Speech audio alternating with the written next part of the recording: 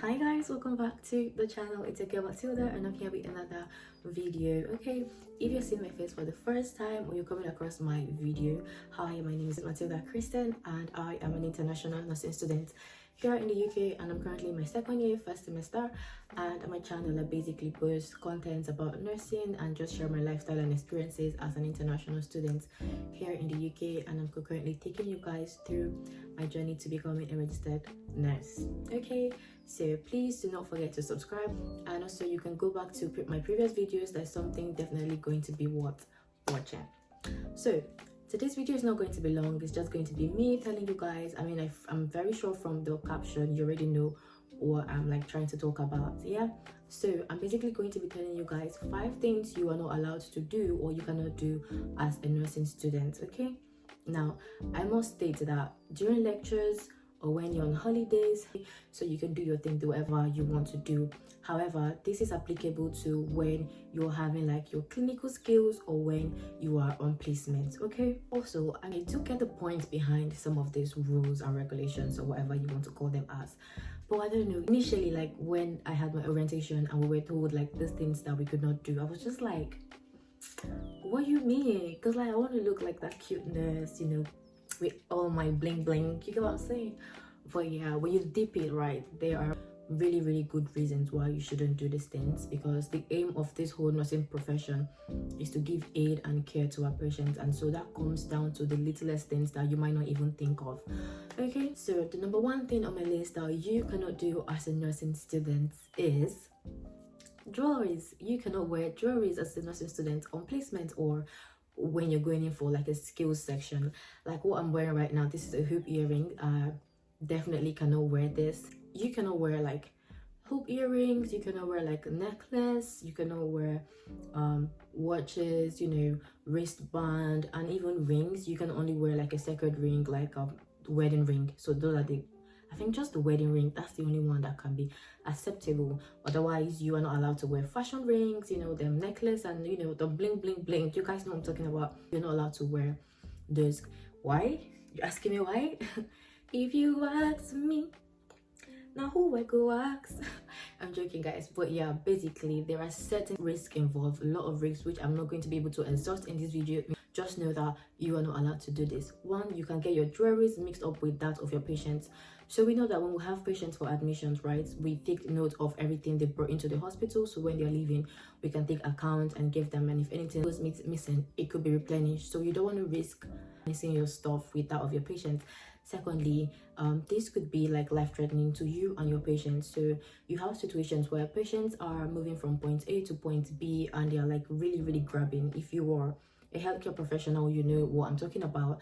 And sometimes when they don't see what to grab, they start latching on your body, and it's your duty as a nurse to guide them on what to do. And that could literally mean a patient would pull down on your earring or your necklace and then you lose it, or that could hurt you and all that. And there are a lot of other reasons why you're not allowed to wear jewelry. Just go back to your uni or the trust you work in, look at their rules and regulations and make sure you abide by them. Second on my list, which I'm angry about because I'm somebody who loves to, you know, smell good. I want to be, you know, noticed. When I walk into a room, I want everybody to turn their head and be like, oh, who's that? You get, I'm that kind of person. However, when you're on duty, you cannot do that, and that is where like certain perfumes or harsh perfumes, you are not allowed to wear those. And certain smells could cause like exacerbation of pre-existing conditions like asthma, COPD, and other respiratory problems. So you don't want to be that person who is going to like trigger things in your patients while you're trying to give aid to them. Imagine walking to a patient's room who has asthma and that person starts, you know, having an episode just because of the scent you're wearing. So it's really advisable that we go for like very minimal scents, you know, if you must, very minimal scents, nothing to cause anybody sneezing or, you know, choking and stuff like that. There are patients who are highly sensitive to certain smells. So I know you want to wear your KLE, you want to wear your YSL, you know, all those expensive perfumes and all that, but you have to put into consideration the patient's well-being and then go for like very mild scents. You know, something, it's not like don't put on scents, don't smell good, but they have to be like very mild, very soft, if you get what I mean, you know, very feminine kind of thing. Right, so the third on my list, this one I'm not really mad about it, okay, because it's not something I do frequently, maybe on certain occasions I'll decide to do that. So the third one on my list is fixing of nails, using of nail varnish. Is it nail varnish or nail polish? You know, like coating your nails with like colors and stuff like that. You're not allowed to do that, and this is self-explanatory why you shouldn't. Keep long nails. My nails are actually long, like the way it is right now. I have to trim them a little bit. So you cannot like fix nails, keep long nails, put on nail polish on your fingernails, and this all boils down to like infection control. Okay, we all know that bacteria hides under our nails. Like, we all know that. No matter how you wash, blah blah blah, you still have that 1%. You know that the toll companies, these companies like try to advertise their detergents and like hand sanitizers, hand wash or whatever, and I tell you it kills 99.9%.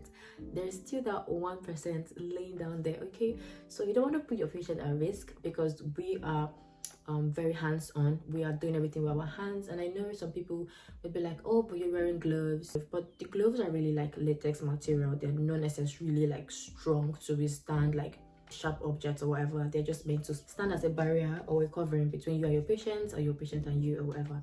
So if you have like long nails, you could easily tear the glove and then have like direct contact to your patient, and you cannot only transfer, you can also like receive, you know.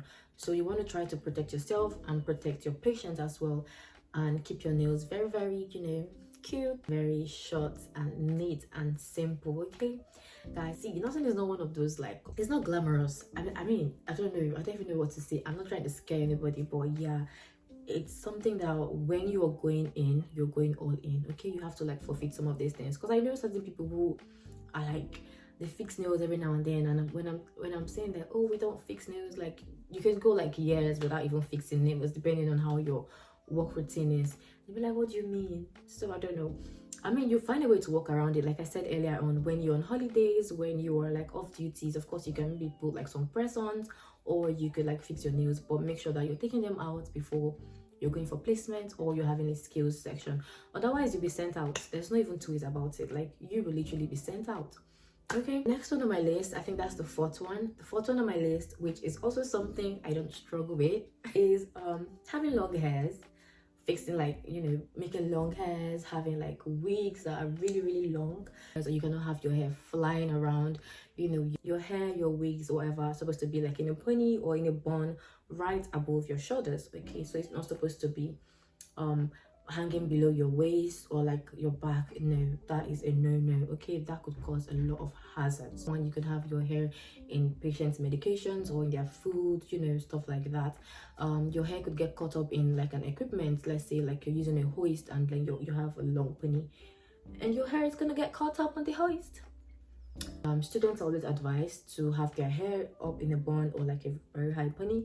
Like I said, that's something I don't stress about. But during our skills sessions in uni, nobody looks at me. Why? I'm on short hair. It's not something I bother. I don't really care about that. Okay, so this is me encouraging you guys to cut your hair.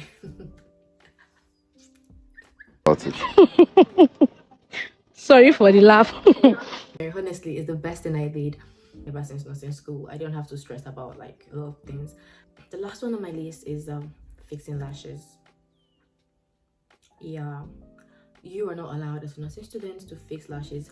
Now let me say this, all right, everything I've just mentioned, I have seen some nurses, registered nurses, who are doing these things. Like, they have like their nail polish on, they have their lashes, they have, you know, and stuff like that. But this is my advice to you as a nursing student. Okay, please do abide by the rules and regulations governing your trust. Okay, do not just follow other nurses. Okay, they are nurses, they have their pin, they have probably worked under that trust or organization for years and years, and they know how things work.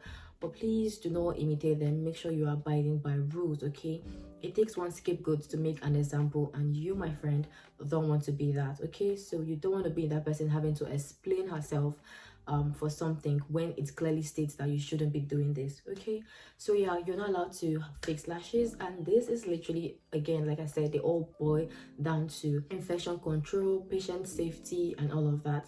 Okay, so we all know that sometimes we have like our lashes fall down from our eyes because maybe they are not really adhesive, or the glue is not strong enough, and so think of a situation where you are doing like an aseptic technique, or you are dressing a wound and you have your lash fall into that wound. That could literally lead to an infection, sepsis, and then ultimately leading to death, which is not something we want to be doing. Okay, we're trying to, you know, help the patients improve and not deteriorate. Okay, so yeah, that is why you are not allowed to put on lashes. Like I said, some people may do it, but you know, try as much as you can to not do things that you are not supposed to do, irrespective of who is doing it. Okay, make sure you are always in the right spot. All right, yeah, that's it guys, that's the end of this video. I just hope this video, because I've been talking a lot, and I just hope this video is not too long, or this is me just trying to let you guys know some of the things that we are not allowed to do as nursing students on placements or during our clinical skills. And this also transcends to when you qualify as a nurse. Okay, this is not just for uni, you are not allowed to do this in practice as well. So yeah, that's that for this video guys. If you enjoy, please give it a thumbs up. Don't forget to subscribe, share this video to your loved ones, and I'm going to see you guys in my next video.